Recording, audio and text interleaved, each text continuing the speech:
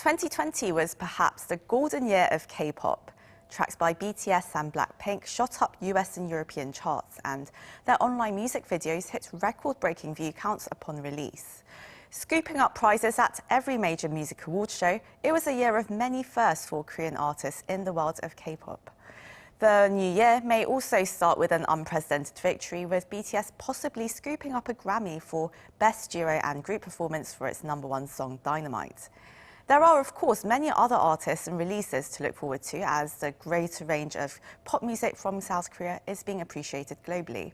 In fact, some non-Korean artists are also forming K-pop groups around the world.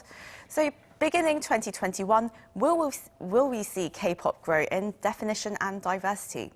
To discuss this today, I have joining me K-pop columnist Jeff Benjamin and SG Entertainment CFO and co-founder Thomas Somner. It's lovely to have both of you gentlemen on the show today. And let's go straight into the questions. Starting with you, Jeff. Welcome back to the show, first of all. It's lovely to see you again. And, well, the question really at this time during the year end, it seems to be, will BTS grab a Grammy next year? That does seem to be the biggest question that not only K-pop fans, but the entire music industry is asking at the moment. And you quite correctly predicted in our previous interview that they would be nominated for the Grammy. So how do you see their chances of actually clinching that award? Ooh, the pressure's on. I forgot that I made that prediction. So, you know, it's a really exciting time, of course, to be nominated and to get that first nomination, right? Because they're nominated in Best Pop Duo / Group Performance, and this one's a tough category this year. Not only do you have BTS's Dynamite, which hit #1 in the US and around the world, but also Rain on Me by Lady Gaga and Ariana Grande, which also hit #1 on the Billboard Hot 100 as well. That was a really big record for them and a really beloved song. You also have Taylor Swift and Bon Iver's Exile, which is from Taylor's Album of the Year nominated folklore album. So there's really, really big competition, but I do think the thing that BTS kind of does have an edge over compared to the other nominees is that they actually are a group. And it does kind of, you know, it goes to show that as a collective, as a whole, BTS really can create something great versus the other artists who kind of need to come together to get this nomination. So, you know, in my heart, they kind of have that edge over it, but it's a really competitive year this year. So it's going to be tough to exactly predict that one, but I have high hopes. Exactly, up against Lady Gaga and Taylor Swift. Wow, that's quite some competition, but all I can say is I'm still listening to Dynamite. But, well, there you go, me too. Well, Thomas, let's bring you into the conversation. Now, BTS has been taking the US by storm since last year, but the boy band's popularity has shot up in Europe as well this year. What were the factors behind their success this year, and where can we really find the biggest K-pop fan bases in Europe? Yeah, absolutely. So I say that BTS generally in the West has been really successful because of their message of hope and helping others and selflessness. And this is a message that resonates with everybody in the West in particular right now. Now, in the US, it's K-pop has been successful a lot because of the attitude, because of the vibe that they give out. The whole external aspect and the whole impression that they give off on stage. In Europe, that's important as well, but what's also very important in Europe is the moral values, is the message that they give out, how it resonates with people, personality and people identity. And especially in France, as you know, we are quite strong on moral values, and we always want to position ourselves very strongly. And this is one of the reasons that BTS has been so successful in Europe and France in particular, is because of those values. Now, there's another reason why BTS was very successful and why the community in France has been so strong is because of all of the people centered around Korea. So those are, of course, the Asian hardcore fans, but also the Korean adoptee community, which is very important in France, has been extremely vocal about defending Korean culture and K-pop over the past few years. And if BTS and other K-pop acts, but in particular BTS, have been so successful in Europe, and in France in particular, where the community is the strongest, is because of those hardcore fans who have been very vocal and viral about defending those values and defending Korean culture. Right, so there's something about them that really speaks across cultures and beyond culture, I suppose. And, well, Jeff, BTS, of course, they released their new album, and Blackpink, Twice, and other big names in K-pop are also making waves in global pop music, and they've been releasing very exciting stuff. What should we look forward to in the new year? Yeah, I think, already what I'm hearing in the industry conversations is that 2021 is going to hit the ground running. I think it's going to be a really exciting year, not just in terms of course, there's going to be stacked comebacks, a very exciting release schedule, but I think there's going to be even more of those collaborations and those crossover moments in that way. I think January, I've already, I can't give away too much, but I heard about one really exciting cross-country collaboration between 3 different artists that's coming out at the top of January, as well as one group putting out their first English music. There's a lot of really interesting stuff that I think is going to come out. And, again, it's always just about, it could be anyone's game, and the strategies and the ways that people attack these different industries is really, really going to be different across the different artists. There's not one way to make it. As BTS showed, they were kind of underdogs in that sentiment. There's not one way for anyone to make it in sort of the larger global market. There's so many different ways you can kind of enter the market. And I'm really excited to just see that so many things are changing up, and different strategies are being used, rather than everyone thinking it's just one way to enter the industry in that way. I think you've just made us very curious now as to who this group could be, especially the English release as well. But well, you can't give anything away, I suppose, but we will have to wait till January to see that. And well, Jeff, now some say that we can actually even drop the K-pop label now, as Korean artists have arguably become mainstream in the world of pop, and a growing number of artists aren't actually Korean nationals in K-pop bands. But of course, well, many people do feel that there is something undeniably unique about K-pop that really stands out. How would you define K-pop at this point? That's a really, really good question. And I was thinking about it a bit when we were talking, because, it's something so specific that, I always say that K-pop is not necessarily defined by one sound, or even, like you were saying, one language or nationality or whatever it might be, but rather I feel like it's this larger scene and this larger community in that way that it makes a statement. And I think, there's so many elements that go into making a K-pop release a K-pop release. And I think that comes with, mashing different genres together, the high quality visuals, the way that the music is released and teased to fans, the way that it's performed and shown on stage. It's really difficult to say, if we can change the definition or not, but truly, I think, there always needs to be that element of specificity.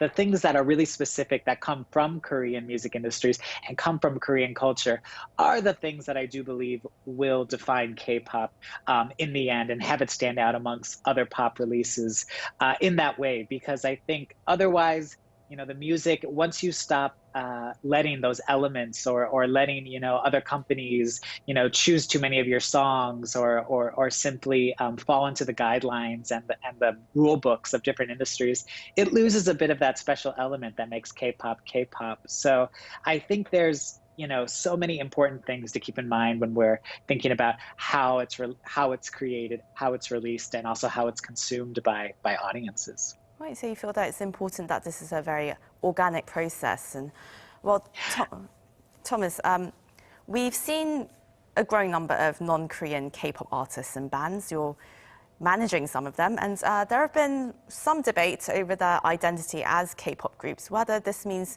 whether they should all speak, sing and dance in Korean, or have the Korean look. And of course, with you managing these artists, what would you say makes a true K-pop artist? Yeah, absolutely. There's been this debate about identity, and I think identity is really at the core of K-pop. First off, I'd like to say that it's not up to me to say what K-pop is. It's at the end of the day, it's up to the fans themselves.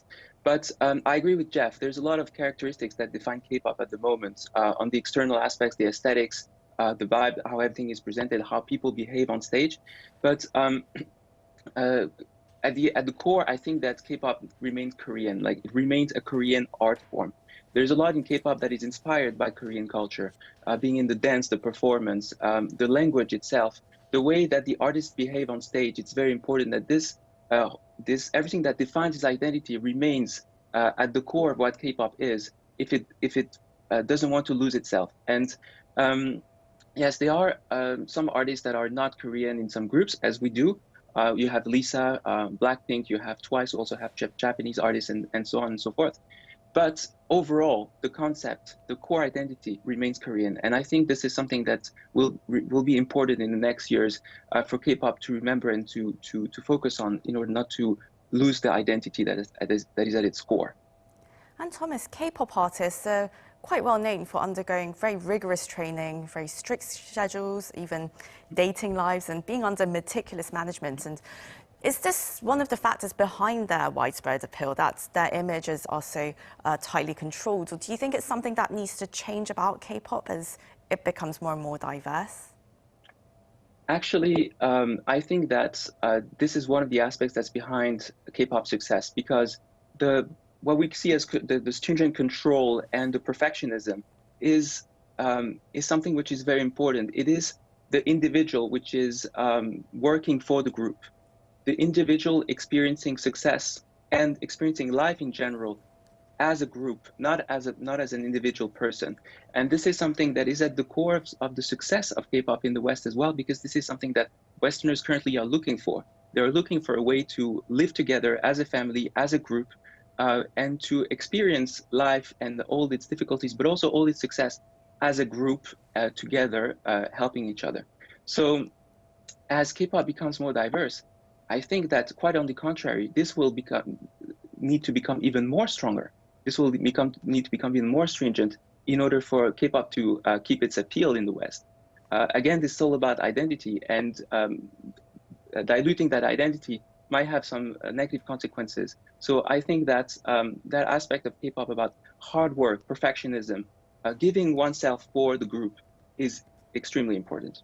Right, so what you just mentioned there is the sort of work ethic and sort of the compromise for unity and harmony, I suppose, that is something that's being valued, rather than maybe perhaps in the West, where you see management companies rather revolving around the artist and their unique characteristics. So maybe, maybe as you said, that will take off. And well, Jeff, we've seen K-pop grow as a phenomenon, but do you think it will continue to grow as an industry? I mean, do you think it's going to become more diverse or change in any way going forward?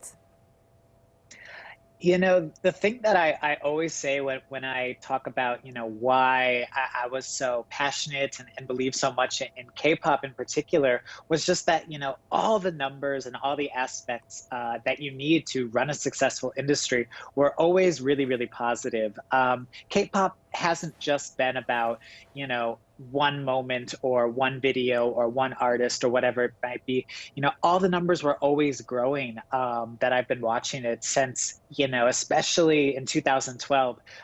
The really big numbers, like when it comes to album sales or tours around the world, or even something like KCON, which is an annual K-pop music festival that's been able to grow in its audience and its location year over year. These are the factors that I've been able to see it grow in that way. And, as someone who's been watching this industry for, oh my gosh, a decade now, I remember when South Korea maybe wasn't even in the top 20 in terms of global music markets. Now it's number 6 in the market, behind really influential markets like the ones we've been discussing, the US, Japan, France, UK, Germany.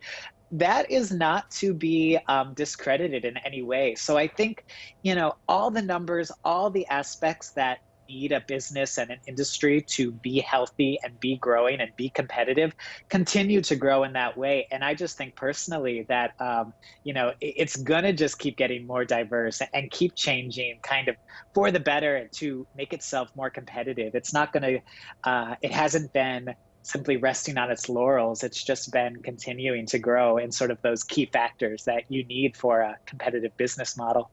Oh, it sounds like we have a lot to look forward to, and it's all very exciting, of course. And Thomas, I want to know how you see the future unfolding for K-pop. Do you think it's going to have to adapt in some sense to the global pop world, or to maintain its popularity, or even grow as an industry? I think that K-pop is definitely going to keep on growing as an industry because, as I said previously, it's offering something to the world, in the West in particular, but to the world in general, that the world needs right now. That is a way to live together, a way to be together and to live together as a big family. This is something that K-pop has and is giving, and it's part of its appeal. However, I think that, yes, K-pop will need to evolve a bit to become, to adapt to this global phenomenon. As we see in the West, we have artists whose careers span over decades. You think about Bob Dylan. Everyone still knows Bob Dylan today. It's remembered. Everyone loves him still. Because Bob Dylan's story and the stories that we were telling are more rememberable and fit into a narrative, fit into a storyline. And I think that if K-pop wants to become more sustainable, the concepts that it tells need to fit into a narrative, a storyline of the artist, of the concept itself in general. That needs to span over many, many years. And I think that this is the main point that K-pop needs to do in order to adapt to this global phenomenon. But at the same time, I have no doubt that it will keep on growing in the years to come. Right, so it all started in this small East Asian country, but it's somehow speaking to the whole world, and we have a lot more to look forward to. I'm afraid this is where we'll have to wrap up. That was K-pop columnist Jeff Benjamin and SG Entertainment CFO and co-founder Thomas Sommer. Thank you both so much for your time. Thank you. Thank you. And to our viewers, as always, thank you very much for watching and have a lovely weekend.